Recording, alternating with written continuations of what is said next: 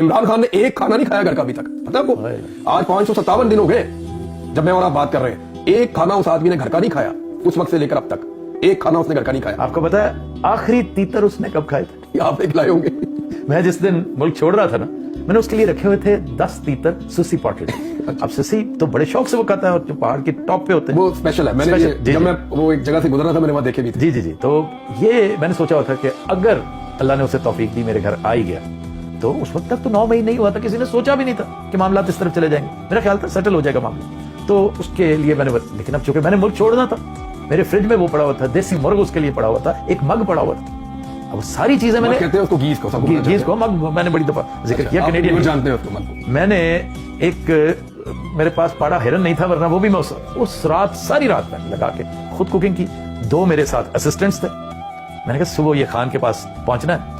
अब मैं दुबई पहुंचा और मैंने खान से पूछा टेक्स्ट करके कि कैसा लगा, तो कहता है कि मैं एक्सपेक्ट कर रहा था कि तुम मुझे डिनर में भेजोगे, लेकिन वो फिर मुझे भी देर हो गई और तुम्हारी तरफ से भी लेट आया, उसको नहीं पता था कि पहुंचे ही सुबह था। कहता है मैंने बहुत कम इतना लजीज थी, उसके अल्फाज है, इट वाज सो डिलिशियस।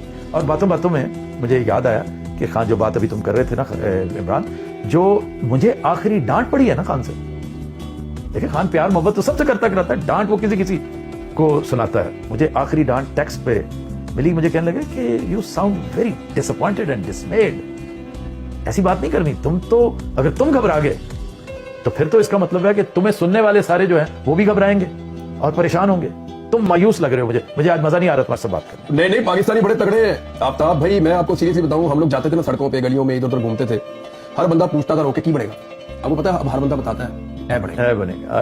पहले हर बंदा पूछता था कौन जिम्मेदार है, अब हर बंदा बताता है कि ये जिम्मेदार है ना। और सिद्दीक जान ने क्या खूबसूरत बात आज तुमने सुनाई, मजा आ गया सुन के यार। कौम की आंखों का ऑपरेशन, और कुछ कितना नहीं किया। पाकिस्तान की एस्टेब्लिशमेंट ने पाकिस्तान की कौम की आंखों का ऑपरेशन कर दिया। हमने वो गुनाह किए हैं जिनकी मैंने माफी मांगी खुद अपने सुनने वालों से भी। हम सबने किए यार, यानी हमें आइडिया नहीं था ना, हम हर चीज मान लेते थे। माशिर जुलूम की किताब पढ़ी हुई थी, वो वाली जो एस्टेब्लिशमेंट ने लिखी हुई है, मैं तो जो कहा जाता में आना था हमने।